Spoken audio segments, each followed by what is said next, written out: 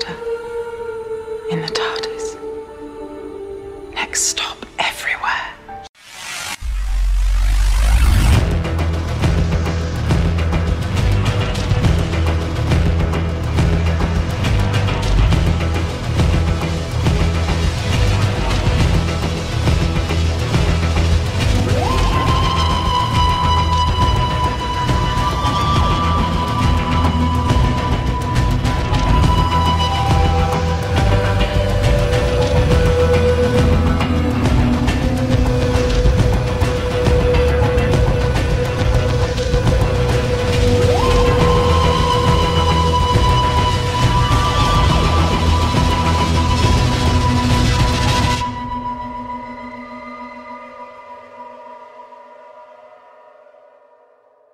Hello again, everyone. Welcome back to Next Stop Everywhere, the Doctor Who podcast. How you doing? It's been a while. It's been a couple of weeks for me. I'm Charles Skaggs, one of your co-hosts today, and I'm joined by one of my favorite people who never fails to make me smile, even when she's giving me all kinds of crap for whatever thing I happen to be doing slightly incorrectly at a particular moment in time. But I always enjoy it, and I'm here with my wonderful friend, wonderful special guest companion, and occasional Drunk Cinema co-host, Christine Peruski. How you doing, Christine? I am drunk again. This time in the TARDIS. Hooray! Yes, I apologize. Welcome to Drunk Stop Everywhere, everyone. Yes, I apologize to the TARDIS listeners. I know this isn't Drunk Cinema, but I have had a week, and honestly, lately, every time I hear Charles' voice, I'm usually drinking because I love to watch along with the Drunk Cinema podcast, so it just seemed right. So you're saying my voice drives you to drink? That's your not voice very reminds reassuring. me to drink. Okay, all right. Your voice reminds me to drink because it's time to drink when I hear you. So should we do a drinking game today? Do you have a drinking game? I don't have a drinking game for this. I did long ago set up a drinking game for Doctor Who, but I realized that TV shows, you should really not attempt to make a drinking game until the show has stopped coming out, because the rules are always changing with a TV show, and you have to keep adapting. And honestly, the list of rules gets a lot longer the longer a TV show goes on. Well, maybe you could do season 1 rules, season 2 rules. Oh, that sounds like work. Yeah, well, it depends on how much you want to put into it, I guess. Maybe when I have a steady, real job, I'll revisit that. Yeah, but you're working on that. I am working on that. And good for you. If anybody wants to pay for my student loans, you can find me at the contact details at the end. There you go. So maybe we should set up a Kickstarter for you, or a GoFundMe. GoFundMe, yeah. Welcome to America. Hey, you do what you got to do. Yep. So everybody, here at episode 236, Christine and I are going to talk a very interesting episode. This is one by Christine's request. We're going to be discussing once again the Eaters of Light. Now, we talked about this episode before, way back in episode 87 of Next Stop Everywhere. Double digits. Yeah, so all the way back in June 2017. So we're essentially celebrating unofficially the 4th anniversary of our original discussion of this episode, The Eaters of Light. I have a confession to make. Yeah, what's your confession? I have not listened to those older episodes. That's okay. A really long time ago. That's okay. So, maybe when you're out picking things for Amazon. Sadly, that is not allowed. Oh, you can't use headphones or anything? You're not even allowed to bring them in the building because you could have stolen those.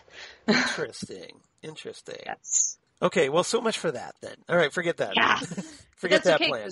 I now have a commute where I can listen to podcasts. There you go. See, that's what I do is I listen to things in the car, like Big Finish audios or what have you. So I get that. Mm-hmm. But I was curious, since you were the one who suggested this episode, you mind telling our listeners why this one in particular? I know you're a fan of a certain character. Yes. So we established long ago that my favorite companion is Donna. Mm-hmm. But my second favorite companion, and this is probably I'm the only person out there who would even have this person on their list as a favorite companion. My second favorite is Nardole. Aww. I love Nardole. he's not from Earth. He's from the future, and he knows things. He doesn't need to have most things explained to him. And he also has an official license to kick the Doctor's ass. So, and he's the only one who knows where the tea cakes are. Oh, yes. That's something that's mentioned in this episode, by the way. He has this weird, unbalanced confidence. Like, he is completely confident about everything until he's very much not, which is also hilarious. Yeah. And I watched through all the Nardole episodes a few months back, and I decided that my favorite Nardole moments were in this episode. However, yes, it's been several months since I have actually watched this episode. I'm going into this sort of cold because it has been a week, folks. Let me tell you. Although there was one thing about this episode that I did remember, a Bill moment that I really loved, and we will talk about that when we get there. Oh, good. I can't wait. So are you a Matt Lucas fan? Like, do you watch anything else that he does? Or is it just that we're a fan of Nardole as a character? I was just a fan of Nardole. I haven't actually looked into Matt Lucas's other stuff. Yeah, he does a lot of funny things. Little Britain. I know that Matt Lucas does Little Britain as well. I will keep that in mind. If you decide you like the actor enough to want to do that. All right. This one episode, this was written by Rona Munro, who previously wrote in the original series of Doctor Who, the last ever story, Survival, which of course makes her the only writer to ever write for the original series of Doctor Who and the modern series. Congratulations. Yes. But it was cool that Rona Munro was able to do that and came back like 28 years after the fact. Mm-hmm. It's pretty impressive. Very impressive. This one was directed by Charles Palmer and was the 10th episode of Series 10 in 2017, featuring, of course, Peter Capaldi as the 12th Doctor, Pearl Mackie as Bill Potts, and that guy, Matt Lucas, maybe you've heard of him, as Nardole, as Peter Capaldi loves to call him. We could give an unofficial fourth character to Peter Capaldi's hair. Yes, yeah. The Capaldi fro, if you will. Yeah, I'm kind of jealous of his hair. He's got very cool hair. My God! I wish I could have hair like that. loved. So I watched through all of Doctor Who with my boyfriend. It took a very long time, and the moment Peter Capaldi came on as the Doctor, let's clarify, as the Doctor, I said, "See his hair? He does not cut it ever." After this day, right? It just keeps growing. Yeah, because that Series 8 hair. When his first season, when he just started, it was so short. Yes. And then, which didn't really look good on him. It made him look so stiff. And then when they kind of figured out his Doctor in the off season for Series 9, where they kind of made him like the aging rock star persona. Mm-hmm. Where they let him grow out his hair. He's putting on the shades.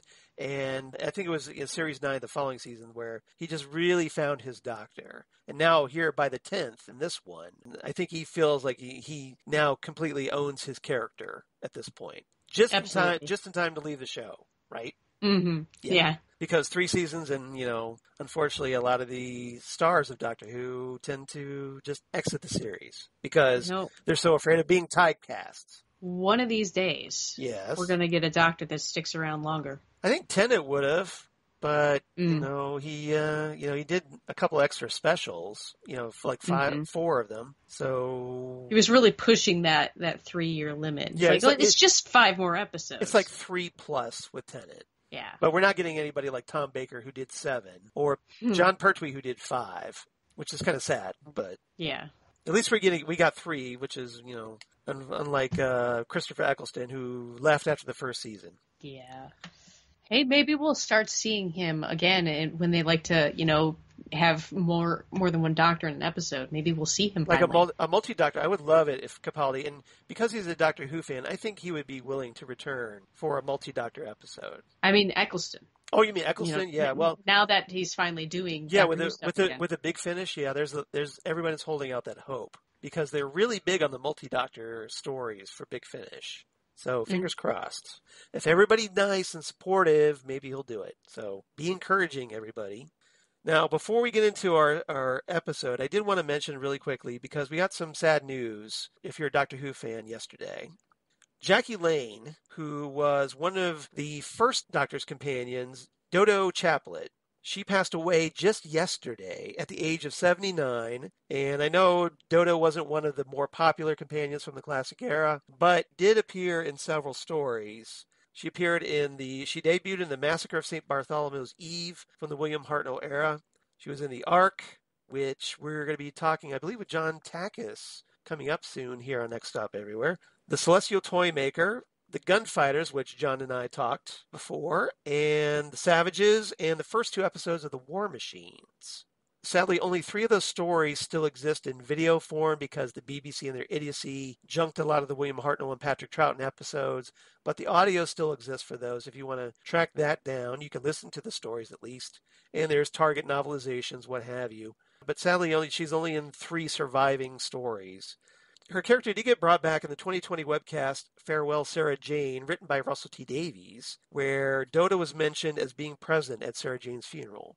But I just wanted to mention that because, it's very sad when someone like that passes away, especially, one of the companions or one of the main doctors or what have you. So I just thought I'd share that with everyone. And rest in peace, Jackie Lane. We'll see you in time and space. Charles, yes. If you could get in the TARDIS and go anywhere and do anything, would you go back in time and make sure the BBC didn't erase copies of Doctor Who? I think a lot of Doctor Who fans would do that, yes. We would grab the guy, the BBC suit that was responsible for that, and smack him around the room for quite a long time. Or maybe just, I don't know, donate a bunch of blank tape for them or film so they could use that instead. Or even better, go back and rescue them and bring them into the present. All right. And hide them in a secret vault that gets discovered so, you don't mess with the timeline. Like, we go all timey-wimey, so, here they are. Like if I say, all these episodes are going to be behind the bookcase I'm pointing off to my left, and I go back there, and here they are. Oh, wait, here they are, everybody. That's where they've been all this time, right? You sure you don't want to bury them with all the E.T. games? Yeah. Well, yeah. Yeah, if you're all familiar with that little fable, those Atari 2600 ET games, put that one up if you're ever curious about that one. That's an interesting story. I think they did a documentary on that, if I'm not mistaken. Oh, I don't know, but there was a little nugget about that in the Henry Ford Museum that I visited recently. Well, right. I think last year. Yeah.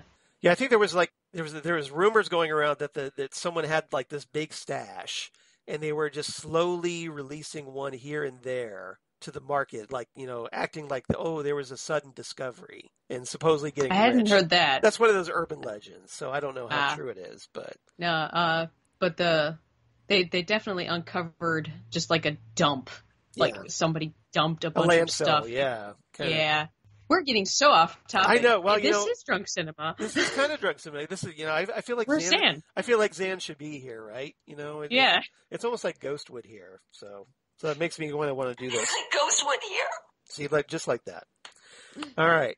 So, also guest cast in this one, we have Michelle Gomez as Missy, who kind of turns up at the very end of the episode in a kind of an epilogue. See, I already forgot that. There you go. Rebecca Benson as Car. Well, I'm sure the alcohol doesn't help.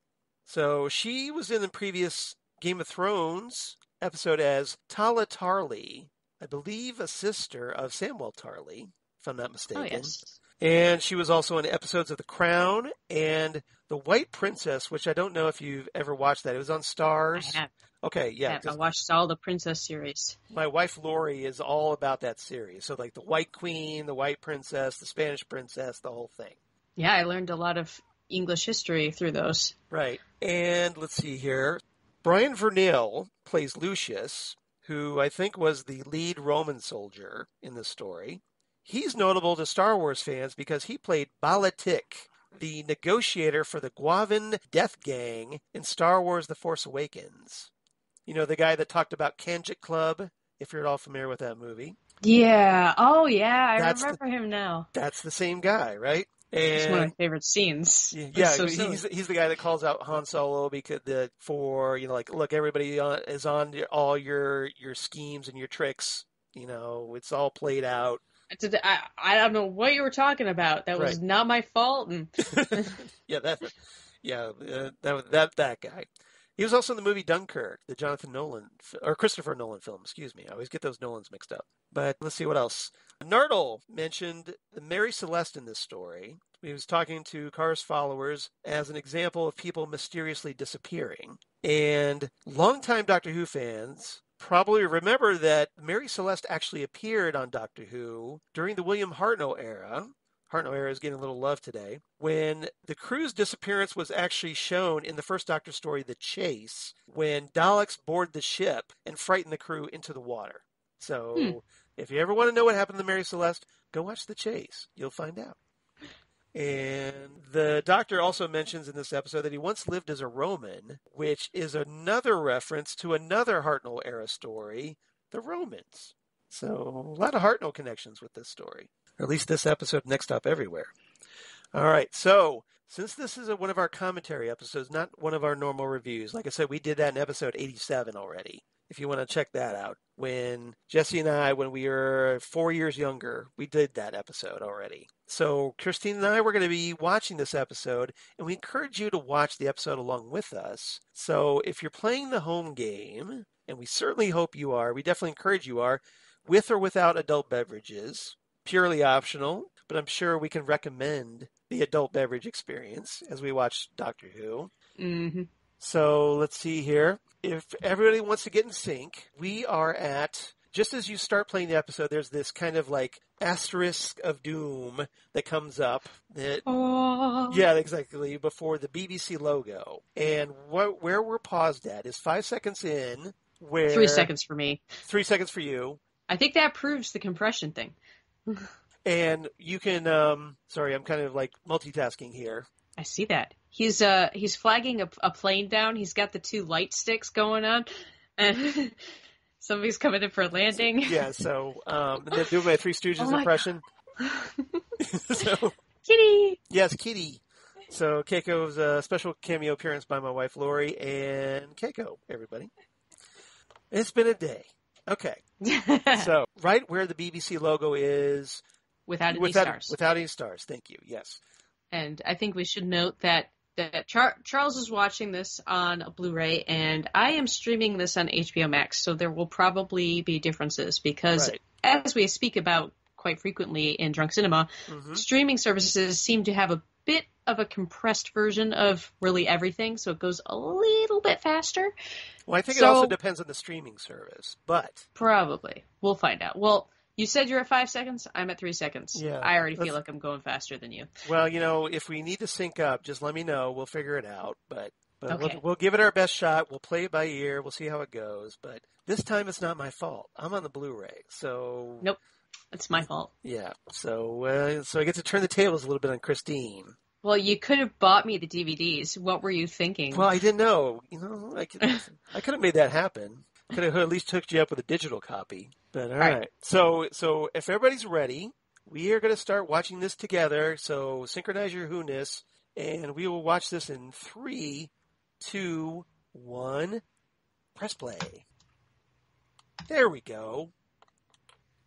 Present day, the Devil's Care in Scotland. She got her red wellies on. Yeah. She wants to hear the music.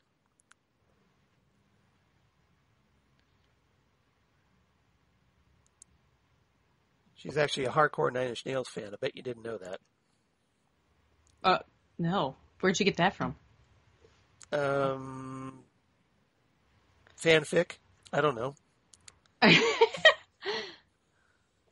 It's kind of like mini Stonehenge there. So basically this girl watched a lot of ghost hunters and decided she wanted to do her own ghost hunting. Right.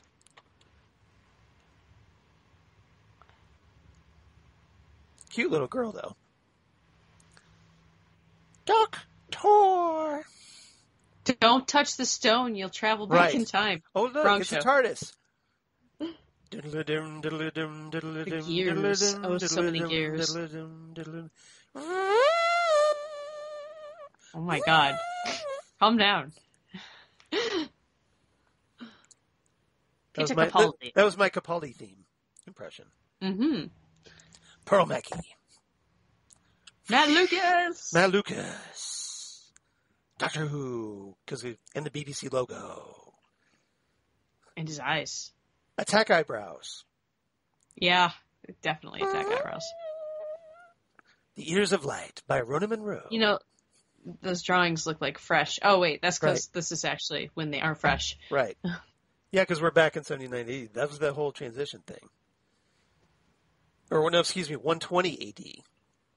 Mm. I love how he's in a bathrobe. Yeah. I feel like they dragged him out of bed for this. Or maybe he caught them going off to travel, so he decided to he's going to get his morning coffee. So apparently Bill is like this Roman history buff. And the doctor is like saying, okay, look, if there's anybody that's a Roman history buff, it's me. Right. And I love Nardole has already got snacks going. This is another reason why I like Nardole. Well, I think he and Graham would get along really well. Oh yeah, because he understood about snacks long before Graham was around. Right, but those two seem to be really good about eating. They're one of the few companions who actually remember to eat while traveling with the doctor. It's important. That's it. I bet you the Roman Legion is down there.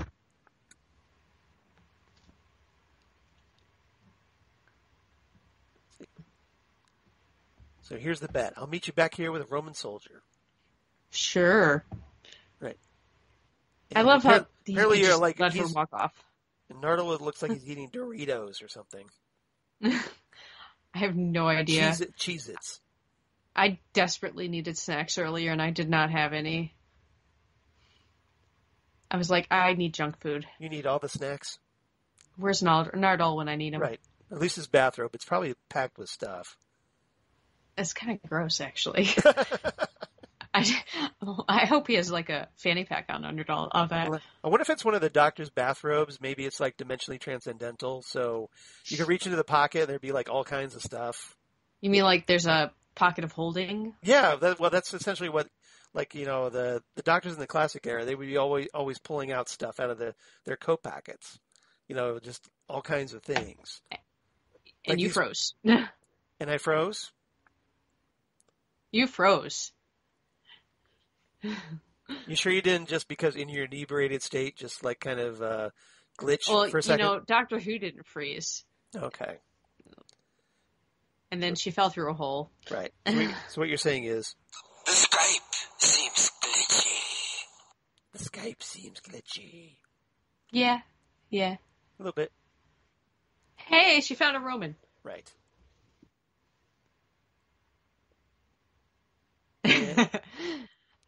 Sweetie wrappers. They do seem like the type to litter. The pointy end goes into the other men. Yes. Burning hut slaughtered locals.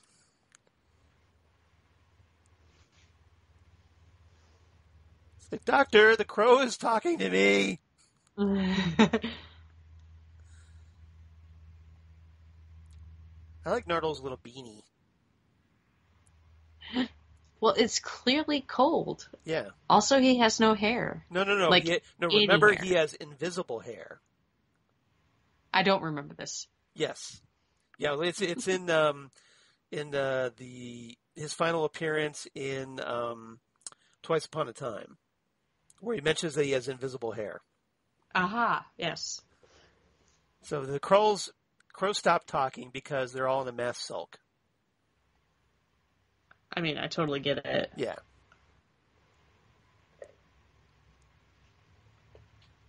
Absolutely. I really want Capaldi's coat. I think that's a slick coat.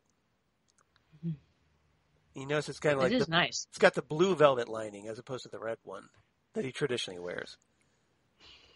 He's got a hoodie on underneath it. That's his look. It's like I said, it's that aging rock star vibe.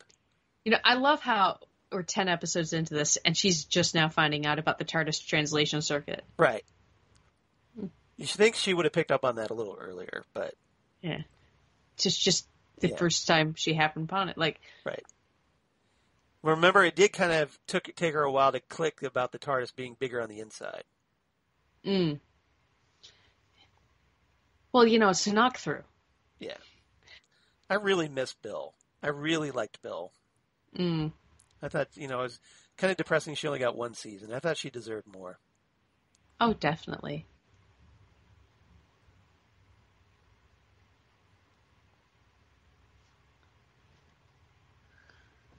Right here. Oh, it even does lip sync. Oh, I think I got ahead of you. Yeah, I think you did. Give me a line. Streaming service. Where you at? Yes, where have you been? Jesus. Yeah. I got really far ahead of you.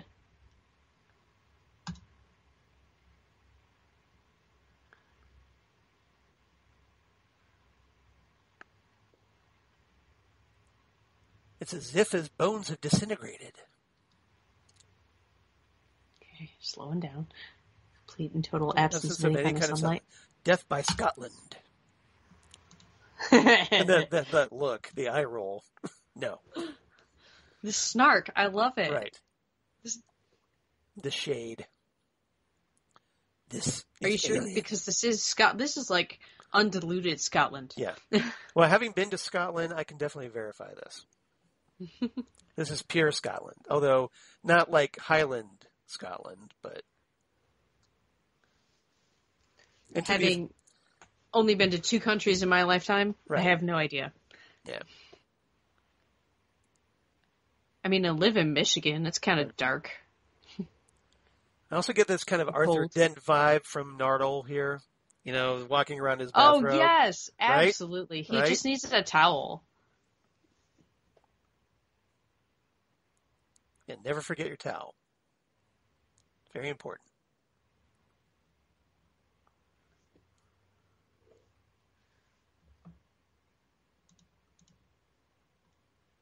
And you notice that the Doctor and Nardole haven't really been able to find Bill. It's now nighttime. Right. One would be concerned. So you think like the Doctor would put like tracking chips on them, on his companions by this point. It just doesn't seem like his style. It No. sounds like, I don't know, forethought. Yeah, I know. That's right.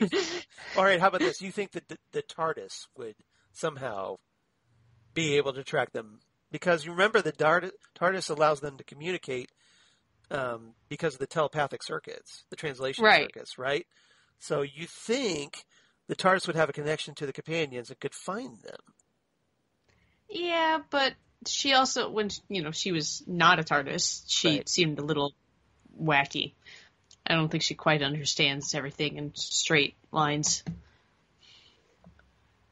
So what was it like, this monster? I don't know. Roman soldiers don't run. They skip. Oh, sure. And jump. And hop.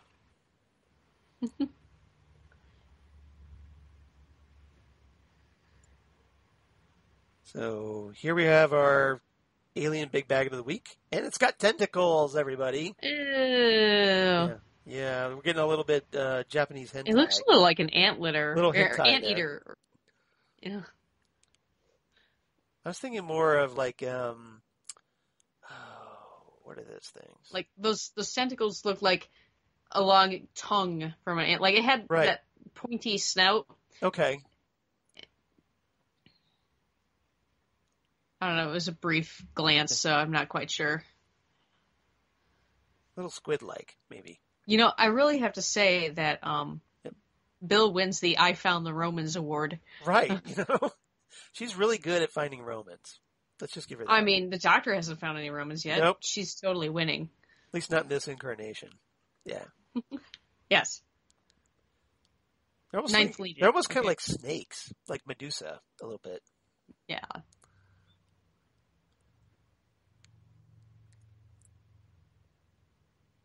Kanjik Club.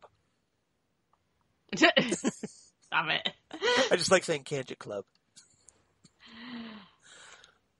They never really explained what that was. That's what Kanjik Club said.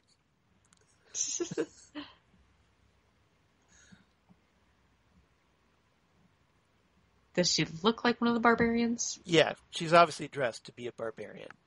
Mm-hmm. You are the 9th Legion.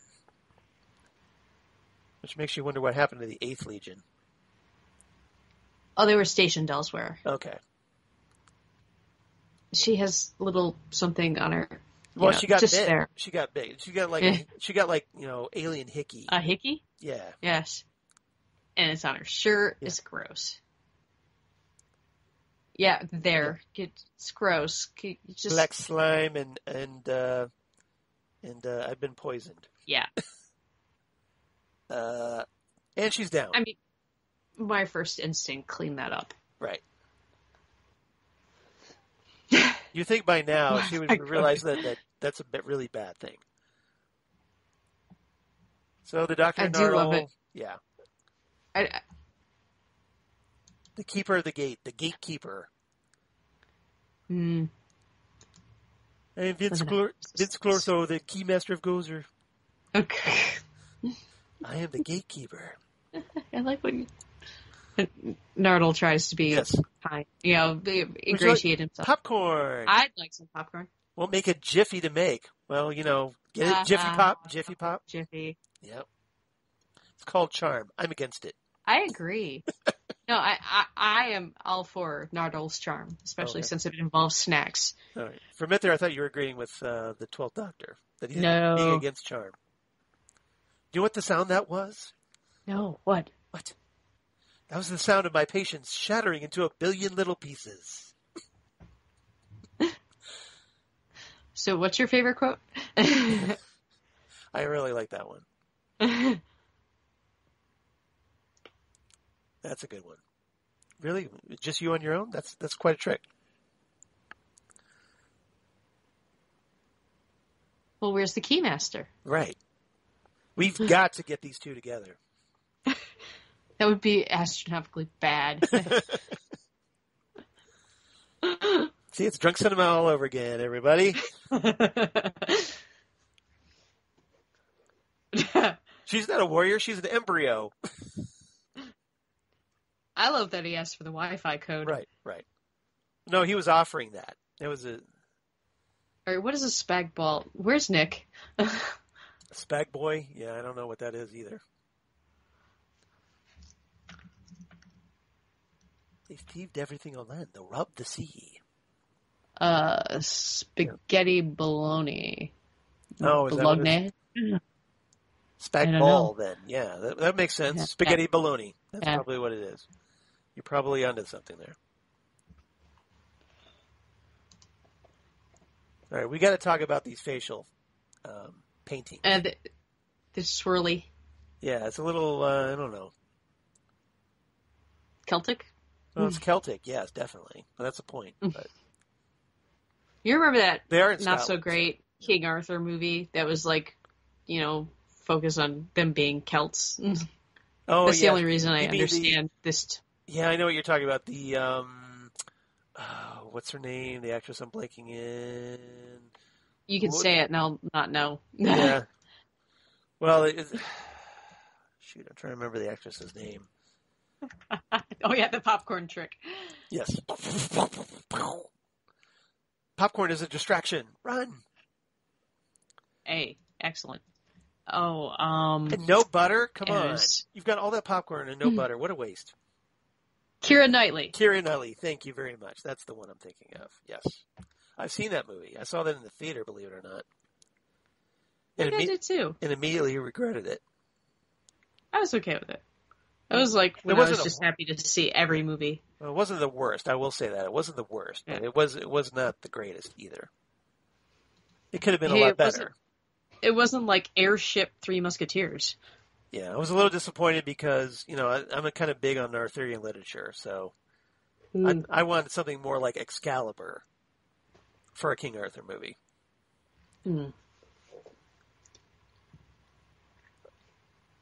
Only more modern. So yeah, the sun's coming up.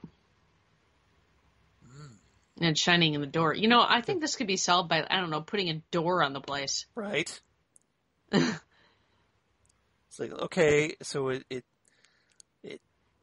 kills with light.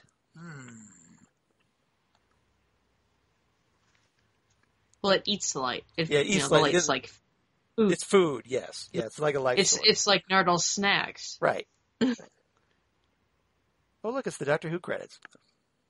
You I've seen this before. know, this feels Peter very Peter Lovecraftian. Right? Mary Celeste. Although, without the racism. If you're at all familiar with Lovecraft. Vaguely. Mary Celeste. How do you communicate by digesting each other? I don't want to know. Never mind. Yeah, It sounds right? gross. Yeah. I don't know. Stomach gurgles, maybe? I don't know. I don't get it. Now, of course, Hey, you see he's that upgraded from the, Nardole has gone native. Now he's rocking the facial painting. well, you can only wear a bathrobe for so long. Right. He's still got the toque. You know, though. basically through a pandemic. Right.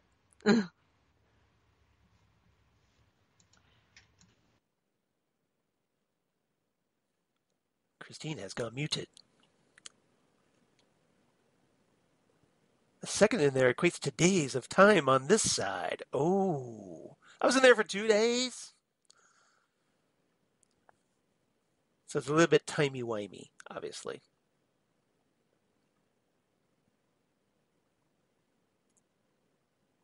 Didn't look really hard. Sorry, I'm getting my Java chip Oreo on. I didn't think anybody wanted to hear that. That's okay. Oh, and keep an eye out for Bill. You know, like you were supposed to 2 days ago. I'm sure he was looking. Not very hard. He's too busy getting his face Well, he was painted. busy eating. It's like, Speaking of eating. yeah, he like he went to the Renaissance Festival and they found a face painter. And Where are you at?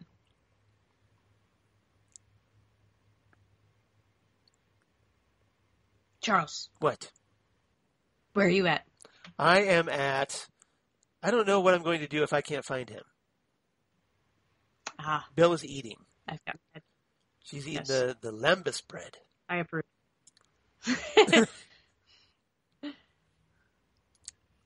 What about second I breakfast? think this is my favorite Bill bit coming up. Oh, no, we changed scenes. Never mind. Yep. Just forget I said anything. Marching through the forest, marching through the forest. A portal between dimensions. Do you know what's on the other side? No. Nope. You just stand around, make speeches, waving a TV aerial about. It does kind of look like that. A little bit. A little bit. And she should go, yeah, well, your sweater's full of holes. Is she wearing that sweater? Yeah, he's wearing the holy sweater. Because it's got holes in it. I can't really tell. Yeah, you gotta wait till he steps back. Oh, yeah. And he's got the holy sweater on. See? It's very rock star of it. I noticed that because I had, like, one of my, the Doctor Who action figures that I have has him with the holy sweater. Lollipop. Yep. Mhm. But Screaming. run away! Run away!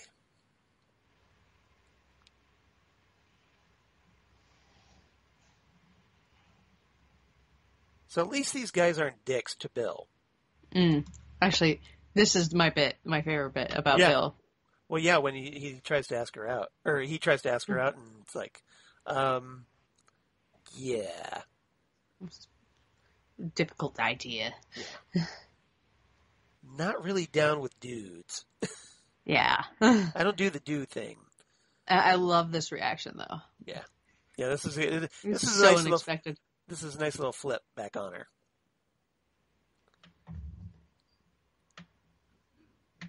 You're like Vitus then. He only likes guys. Some men. Better looking men than you. Narrow-minded. Right. Yeah. He called her narrow-minded. Right, because she's not bisexual. Yes. Yeah. I mean, like, how did we fall so far backwards Right. from ancient Romans? But it's a nice flip, right? You know that. Restricted. Right. Yeah. Restricted. That's the thing that probably kills her. It's like, yeah, restricted. Right. Well, you could probably thank the Puritans for that. Stupid Puritans. Stupid Puritans! Shakes fist.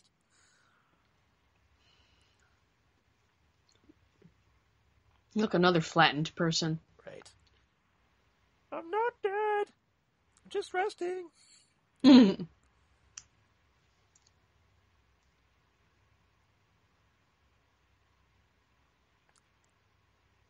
Makes the world darker and the beast stronger. We've got very little time. Because that creates the ticking clock, right, of the story progression. Mm-hmm. If only they could put an actual ticking clock on the screen. Right. Countdown.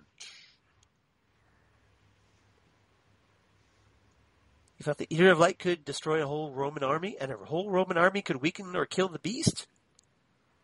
Yeah. You got a whole Roman legion slaughtered, and you made the deadliest creature on this planet very, very cross indeed. Is he talking about the Eater of Light, or just him? Well, he's kind of calling her out. Yes. Also, I get to say I win, when I introduce you to him. Right. Yes. He is so going to owe me for this. It's like...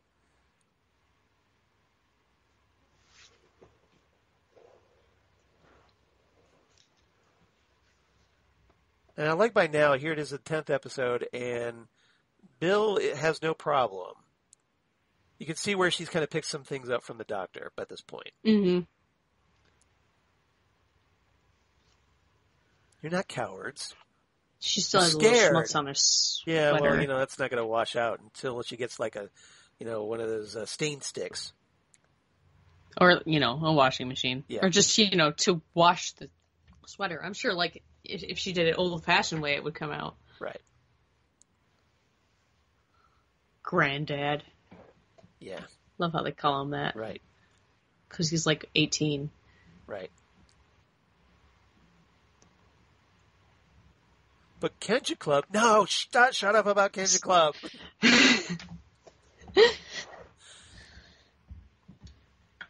I think you're ahead of me again a little bit. I just got the granddad line. Well, no. They say it twice. I knew that he was 18. Okay. I remember that part. Okay. I'm going up there to find my friend. And if you come with me... Yeah, that's where I am.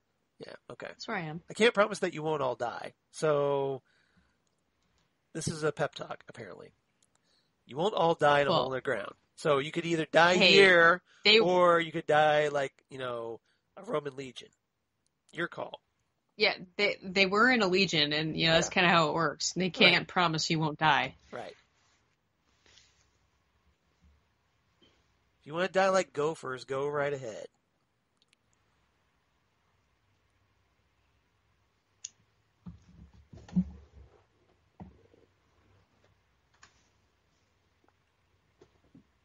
See, this is Nardole getting it without having been told.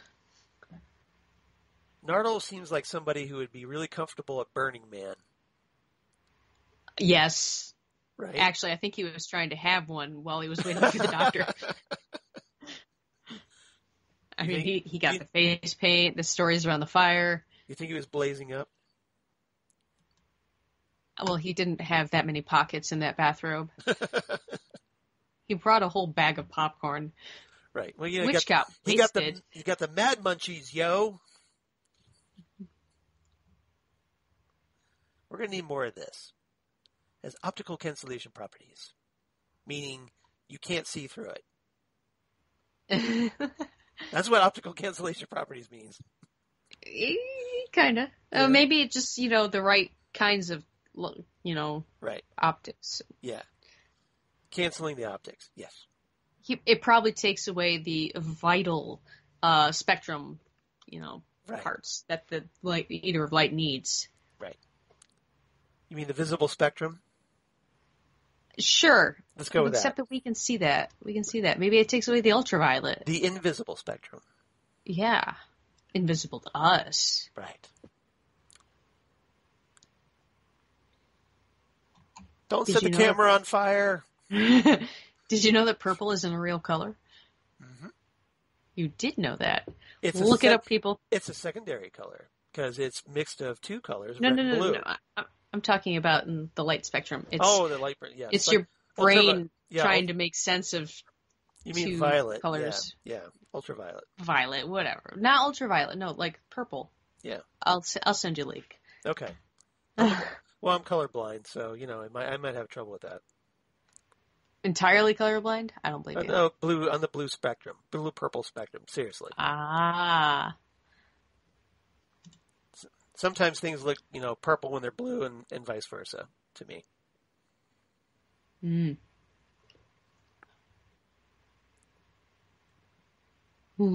Depending on the sunlight. And I've just wet my armor.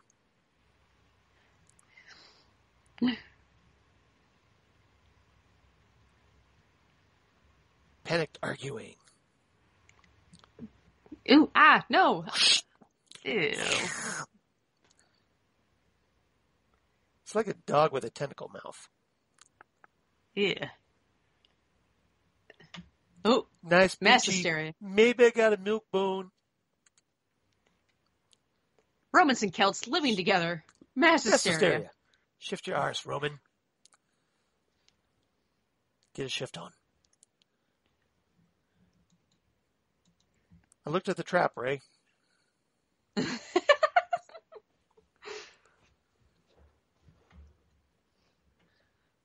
waiting. It's waiting to feed off the sunlight to grow to its full strength. Hi. Hi. I brought you the Ninth Legion. I totally win. I win. I win. I win time travel. Totally found them. Yeah, you totally did. Popcorn. I hope you brought enough for everybody. I could use some. Welcome to our land. Scotch. Which is Scottish, not Scotch. It's like all sorts of chaos is happening, and he's sitting down and eating snacks. It's great. Yeah, he's mellow. He's chill. What's in that popcorn? Right.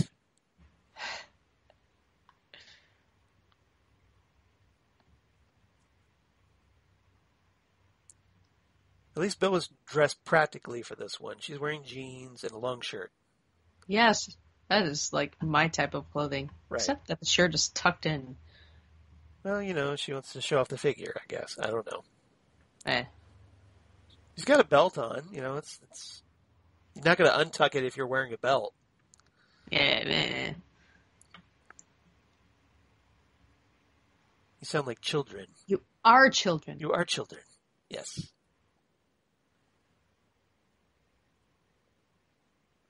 Everyone sounds just like children. There are children.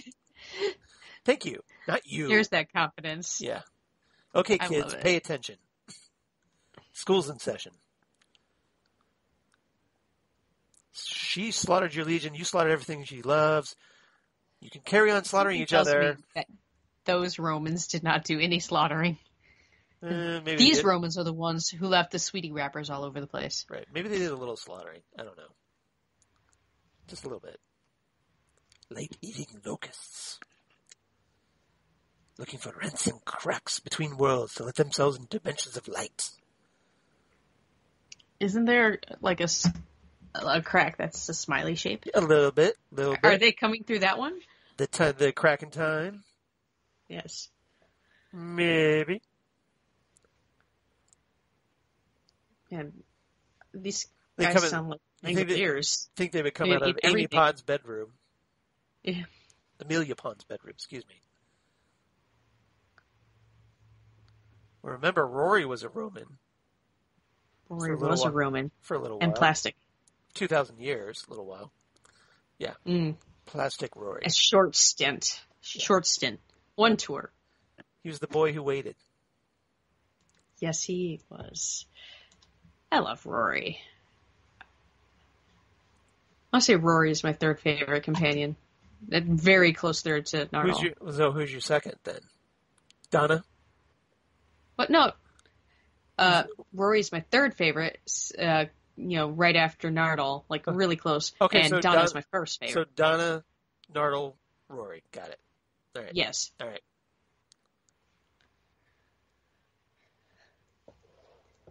I'd say mine's probably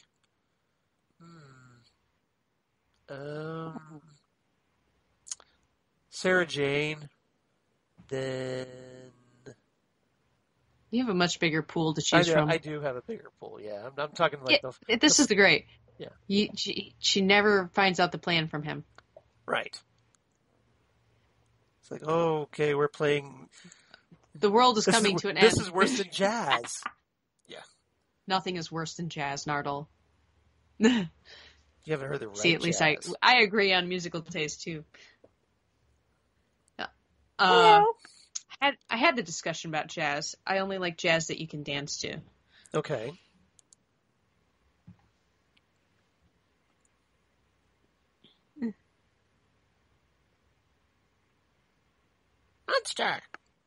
Monster. Oh crap. I was just having a polite conversation with a crow, and you had to come and ruin it. Sorry, I gotta go fly off. I gotta be in a Game of Thrones episode. Bye. Oh.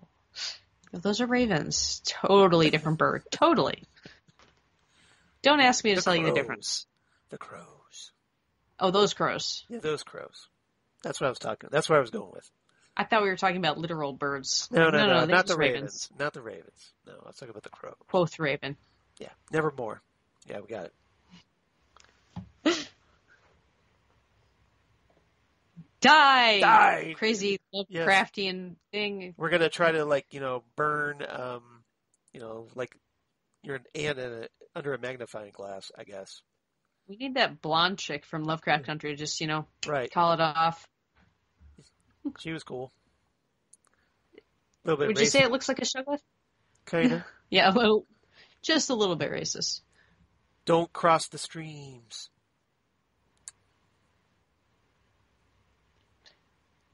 I don't know how this whole episode turned into Ghostbusters, but it did. It works, doesn't it? It sadly does. It's kind of Ghostbusters a little bit.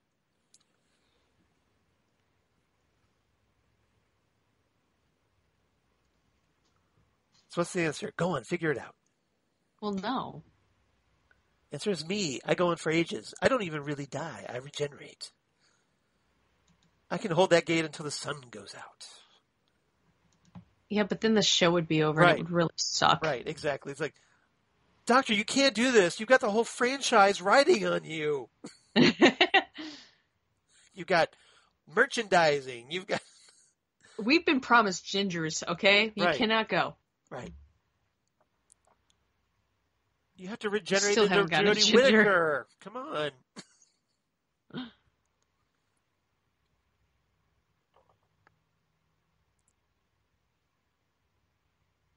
You still got to team up with your first incarnation. You don't name cows because you have to slaughter them and eat them. You can't do that with something you've named. Well, technically you could, but it's not really. It's not really. Cool, it's not good. It's not good form. No. It's okay if you do that, to survive, but to name them and do that, there's something off with you. Awesome, brilliant. You'll be a hero for 2 seconds. And then the whole solar system will be devoured. Aren't you a little ray of sunshine? Yes. I gotta say, this doesn't quite make sense to me. Right. Well, it's like, okay. Whole Legion. Yeah, it's like, hey, I'm the guy who could stop this, but you're going to stop me and then instead sacrifice your lives. Yeah, It's not like they were doing much with him anyway. They were just going to kill each other anyway. Hey. Wait, was that Bill that just knocked him upside the head? No, that was the other guy behind him. Right. It would have Besides, you made a promise. Right. Soldiers of the Ninth, advance. Country Club! The other episode I was considering. Yeah. And now we're going to rock down to Electric Avenue. No. No. The other episode I was considering was it Veritas? Hey, baby. The one in the Vatican. Oh, yeah. That's good. I really like that episode, but Nardole goes away too soon in that one. Yeah, he does.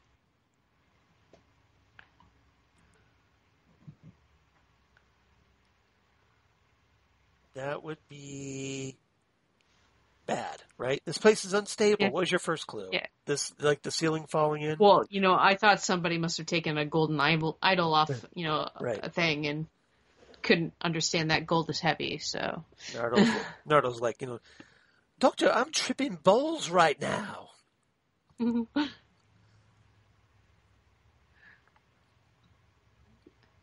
Just remember, I know 10% of your secrets, the dark secrets. Okay. And I'm the only one in the TARDIS who knows where the tea cakes are. He could always get more tea cakes, Just saying. He could probably make them. Yeah. He could probably make great tea cakes. Eventually. With special ingredient. Eventually. Time cakes. Time cakes. Huh. You're wrong. The crows aren't sulking. Remember. Crows are remembering. Remember. There's Nardole telling the Doctor he's wrong. Yeah, whatever, man. Look at those pants. Yeah. You think I'm going to listen to somebody in plaid pants? Nope, I'm not. Absolutely, because he looks comfortable.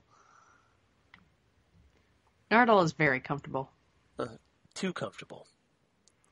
She is covered in mud. Yeah, but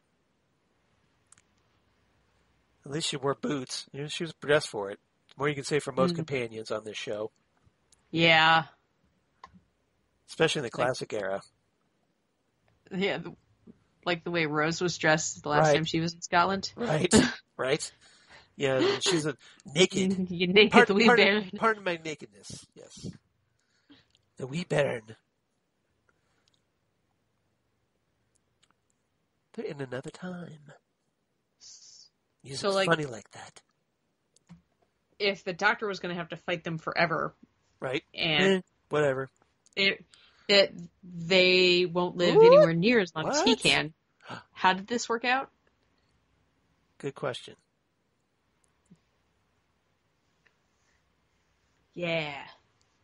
So meanwhile, the epilogue. It's Missy, everybody. Panic! Yep. How did you get out of the vault? It's like, calm down, dude. You were so chill before, now you're all like jacked up. Tell him, Nardole.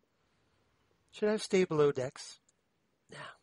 She's supposed to be in the vault. Yell at him. Kick his ass.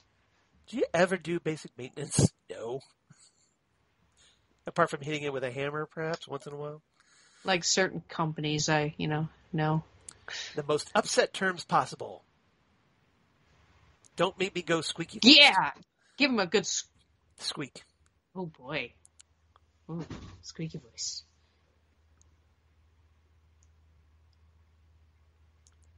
Missy but she Nardole. could rearrange her stuff. She could poison the tea cakes. You gotta wonder why Missy hadn't killed Nardole by now. Because he's funny. And he, has the snacks. Yeah, but she's so, sociopathic. So you would think. It's so much more fun messing with people rather than killing them. If you kill them, you can't mess with them. Right. But, she's still got the Doctor and Bill to mess with. And she does mess with Bill. Yes. Turns into a Cyberman. So, yeah. Guitar. She's trying to hide his guitar. You see it, I grasp it. But you never learn to hear the music. Rainbow! Hey, look, a rainbow!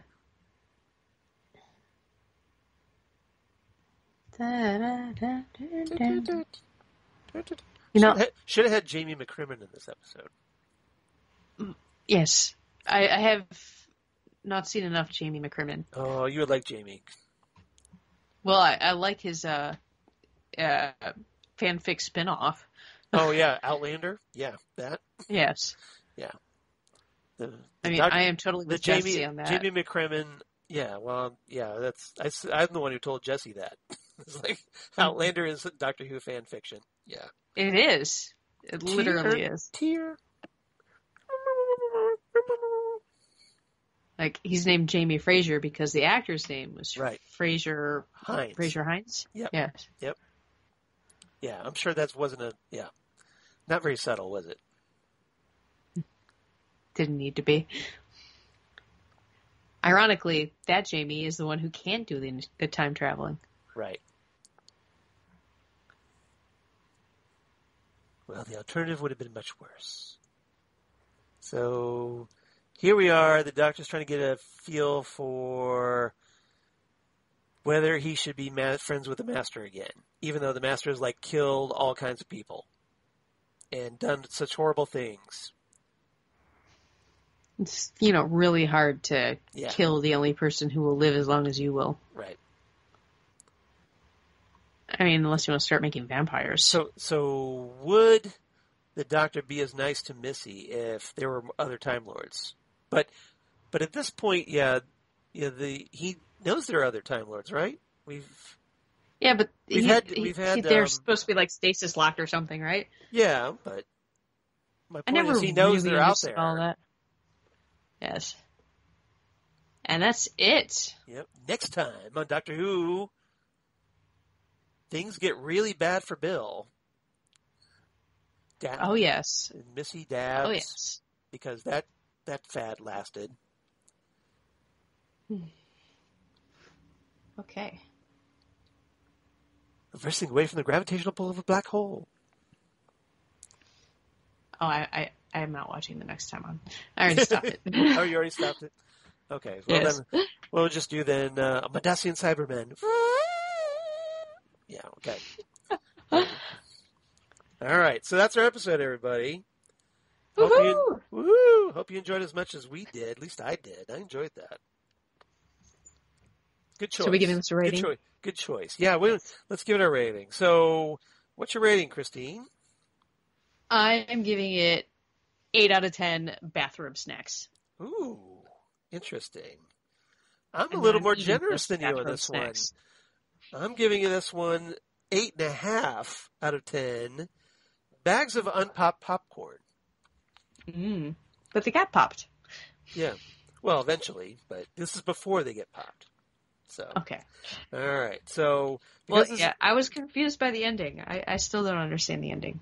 It's just they decide to sacrifice themselves. Creature is, held at bay, and the world is saved. The end. Oh wait. All right. It's a very quick hand wave. I'm gonna BS this one. Yeah. The Doctor was exaggerating when he said that you need to fight him for as long as he could live, not as long as the human lifespan. He was just exaggerating, and really they can defeat them. Right. Yeah. Pretty much. That works. There we go. That's our plan. Let's just go with that. But if I have to explain it, then they only get 8 out of 10. Okay. All right. So you're knocking that off. You're knocking points off for that. Okay. That's right. That's fair. I'll give you that one.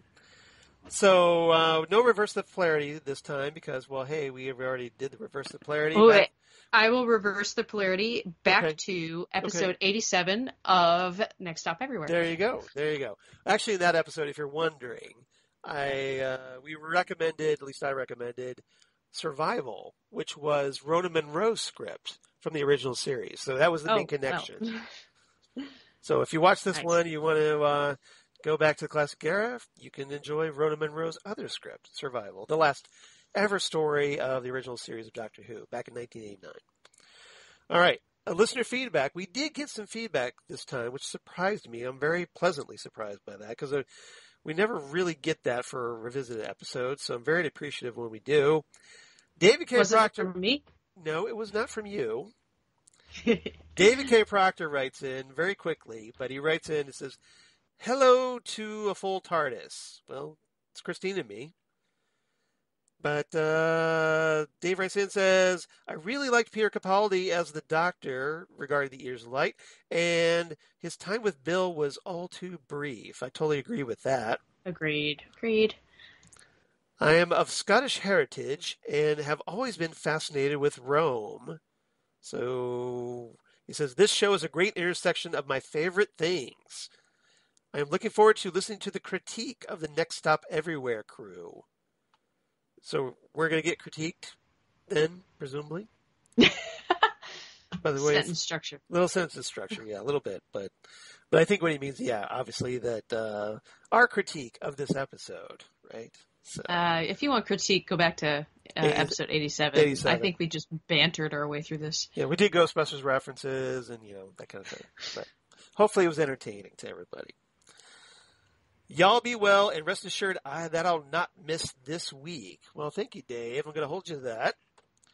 So thank you, Dave K. Proctor, for writing in as always. You're fabulous, Dave.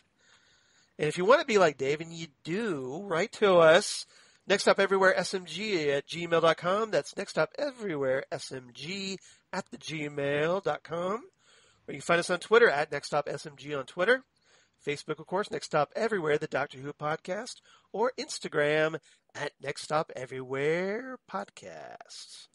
And Christine, when you're not insanely busy as you are right now, and people want to get a hold of you, where can they find you out there in the wilds of the interwebs? Well, they can like my Facebook page. That's Christine Peruski. Peru, like the country, ski like the sport. There you go. Or you can follow me on Twitter. That is C_Peruski. That is where I share all of the special guest podcasting that I do. Mostly Next Stop Everywhere. One episode of Drunk Cinema so far. And really appreciated that you do that, by the way. Yeah, I appreciated that. Notice how she said so far for Drunk Cinema, right? So far. Pay attention to it's in the details. You got to pay attention to those. And Happiness and Darkness. However, coming up soon-ish, I should be showing up on another episode of Buffy Earpers. It's a little outside the little group that we've got going on here. We have like a little circle of podcasts that everybody's the out there. Media group, that kind of thing. Yeah. Yeah, something like that. But yeah, if you're a Buffy fan or even a Winona Earp fan, I guess, check out Buffy Earpers. I will be on there hopefully next month. And also, if you do like my Facebook page, you will see very little, but some of my graphic artwork. I recently designed somebody's logo, and that was fun. Excellent. Yes. Very cool. Well, I might have a job for you then. I have to think about that. Ooh. We'll think about that. Pondering for the future. All right. So, I can't wait because I'm a fan of both Buffy and Winona Earp, so I'm all about that. That works for me. I got to check that out. All right. As for me, of course, at Charles Skaggs on the Twitter machine, at Charles Skaggs on Instagram. Facebook, of course, Charles Skaggs in here in Ohio, and my blog of the Geeky Things. Damn good coffee. And hot. Damn good coffee and hot. We're talking about all the stuff we talk about here on Next Stop Everywhere. So, Doctor Who, Torchwood, Sarah Jane Adventures, Big Finish, audios, and more. All kinds of comic book sci-fi news of my other podcasts for the Southgate Media Group, including, Drunk Cinema that I do with Zan Sprouse, and occasionally Christine Peruski, where we enjoy adult beverages and all of our favorite movies and picking on Charles. And picking on Charles because everybody loves to pick on Charles. I'm okay with that. But yeah, we just recently we did Ghostbusters, so if you kind of enjoy what we did here, you might want to check out our Ghostbusters episode. I mean, it was basically the same thing. It was basically the same thing, but coming up next on Drunk Cinema, probably tomorrow, because that's when we're recording next, Zan and I are going to be discussing RoboCop, 1987. So, RoboCop, who is he? RoboCop, what is he? Where does he come from? Well, find out on Drunk Cinema. Yeah. Before it becomes Delta City. But, yeah. But it was a nice little foreshadowing, in 1987, how they realized that Detroit was going to go way downhill, so much so that they needed to bring in RoboCop. So, nice prognosticating there. movie makers. But it's gotten better. It's gotten better. Well, yeah. Somewhat. Yeah, somewhat. But yeah, we're going to have a lot of fun with that one because, well, not in addition to like 2 Twin Peaks actors appearing in that movie, Ray Wise and the other one I'm blanking on, I can't believe I'm blanking on, but... Sorry, what are we blanking on? I'm trying to, never mind, just another Twin Peaks actor that's in RoboCop 1997. It's been a long day. I've had a very hard day, so where's Zan? Apologies for that. Zan would kill me right now. She heard me do this. But yeah, and there's not only addition to that, but it's also part of our unofficial Peter Weller series of films because we already did Buckaroo Banzai. So this is the second in the Peter Weller series, if you can believe it or not. And then Ghost with the Twin Peaks podcast that I also do with Zan, where we talk all things Twin Peaks, David Lynch, et cetera, et cetera. And we are going to be hopefully recording our 99th episode. We tried that 2 weeks ago, didn't work out. And I'm going to have to figure out when we can record it because coming up on our next one is my parents' anniversary.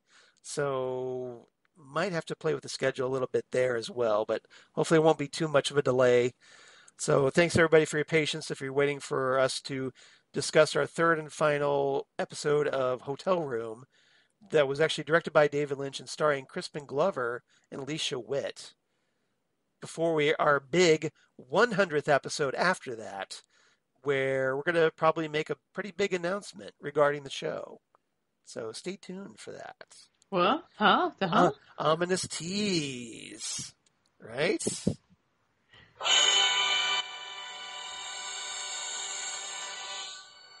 Yeah. So stay tuned for that. And then, is that the one with the groundhog that... Well, that was actually from Ferris Bueller, but that's I think where that sound came from. You're thinking of the dun dun dun. Yes. That's with the stunned gopher, dramatic gopher. Gopher, right? Yeah, gopher. Yeah, whatever. So, and then last but certainly not least, the Fan of Zone podcast that they do with DJ Nick, friend of the show. Right now, we are going through Loki, and this weekend we're going to be recording our third episode of Loki, and we've been having a ball doing this. DJ Nick has taken the wheel for these 6 episodes as we go through Loki, and he's already ready to give the wheel back to me. So, guess he didn't realize how hard it was going to be. Go figure. Well, maybe if he got a little sleep. I'm just saying. Yeah. I know you're listening to this, Nick, because instead of sleeping, you're listening to this. Well, that's because we know he's part vampire, apparently, because he never sleeps. Ever. I have yet to find proof that he actually sleeps. Just saying. Part vampire, like Blade? Well, I was thinking more like the Vampires of Venice vampire, because Venice, Italy, right? So he's a fish? Yeah, fish vampire. That's it. He's a fish vampire. All right, but yeah. So right now we're going through Loki, and then we got some things in the works for that as well. Also because Titan Talk, the Titans podcast, will be returning in August. We got word of Titan Season 3 returning to HBO Max in August. So we're going to dust off Titan Talk. It's been almost a year or so since we've last done an episode when we discussed the end of Doom Patrol Season 2. So stay tuned, kids. Titan Talk's coming back, and Nick's going to be there. I'm going to be there. Hopefully Jesse's going to be there with us. So stay tuned for that. And that's what's going on with me. I am only on episode 3 of season 2. Okay. Well, I'm working on it. We're quite the ride. And if you want to learn more, like I said, check out Titan Talk. So we go through all those episodes. And Christine, I want to thank you so much for joining me here. I really enjoyed it. I really needed this today. So yeah, good timing. It sounds like you did too. You had quite the week, you said. So I hope you had a good time. I did. I don't remember any of it, but it was fun. You don't remember what we just did, but that's okay because we've got it recorded. And that's right. I'll be able to enjoy it a second time. You could be like Zane on Drunk Cinema, where you get to recover your memories through the magic of podcasting. Now I remember what we talked about. I was going to say you don't seem that hammered because we know how hammered. One Zane drink can and I'm flying. One drink and I'm flying. Are you stealing my catchphrase? Because you're totally stealing my catchphrase on Drunk Cinema. All right. Sam might get a little, miffed. That's kind of our thing, but Oh, well. our Batman Returns thing, because we don't have enough things already. All right. So next time and Next Up Everywhere, and this is once again going to be 2 weeks from now. So appreciate everybody being patient. But with the summer schedule and everybody needing to get out and do things, and it's kind of worked out, I think, because obviously everybody's got a lot going on right now. But episode 237, we're going to be discussing Return of the Cybermen. And if you're like going, wait a minute, isn't that supposed to be Revenge of the Cybermen from the Tom Baker era? Well, actually, this is the original lost story that Big Finish Audio has adapted as an audio play. And joining me for this one is going to be John Takis once again, because this was one that he wanted to do and I was totally up for. This was based on the original drafts for Revenge of the Cybermen, written by Jerry Davis, who's one of the co-creators of the Cybermen. It was adapted by John Doherty. Features in this audio performance Tom Baker as the Fourth Doctor, Sadie Miller, the real-life daughter of Elizabeth Sladen, a.k.a. Sarah Jane Smith, now playing her mother's role, Sarah Jane Smith, in vocal form, and Christopher Naylor as Harry Sullivan, taking over for the late, great Ian Marter. So it's pretty cool that this one has Sarah Jane's real-life daughter, or I should say Elizabeth Sladen's real-life daughter, playing her role and taking over for her mom. It's pretty interesting. And it's going to be a lot of fun to talk about. I hope everybody tunes in for this one. If you're at all familiar with Revenge of the Cybermen, it wasn't one of the really great stories from Tom Baker's first season, but this one kind of, it's very different. And I'm curious to see what everybody thinks about it. So I hope everybody tunes in. I think it'll be a lot of fun. Right. I will definitely listen to you talk about it. All right. Well, I can ask no more. And if you want to listen to the Return of the Cybermen audio first, you can check it out on bigfinish.com and download it from there if you're so inclined. I feel like Big Finish should totally be kicking us. Yeah, a little something for the effort, Big Finish. Just saying. Because we're sending everybody your way. So, maybe at least a free audio once in a while. That would be nice, right? Yeah. Yeah. Hook us up, man. Give Vouchers. Yeah. Something. Little something for the effort. All right. Christine, thank you so much. Had a ball talking with you. And thanks for your patience as I was trying to reset everything. And any final thoughts before we sign off? Definitely have a drink after a rough week. There you go.